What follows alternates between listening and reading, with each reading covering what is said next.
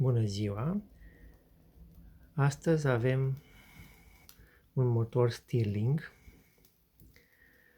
care funcționează pe principiul termodinamic.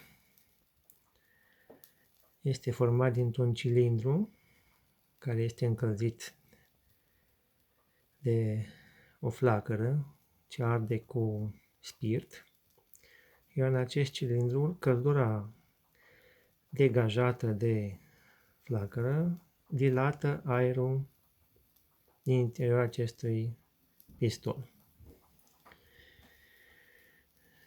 Iar la capătul motorului este legat printr-o curea de transmisie de un generator unde avem legat un LED. Lăsăm câteva secunde, chiar câteva minute pentru a se încălzi și începem să amorsăm motorul pentru a porni.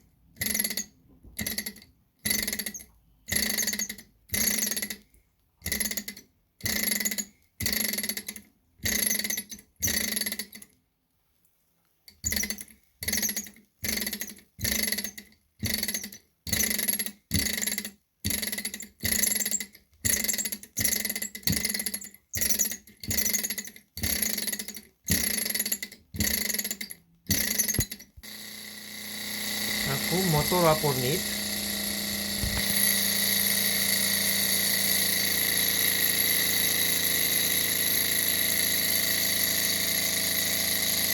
și vom conecta LED-ul la generator.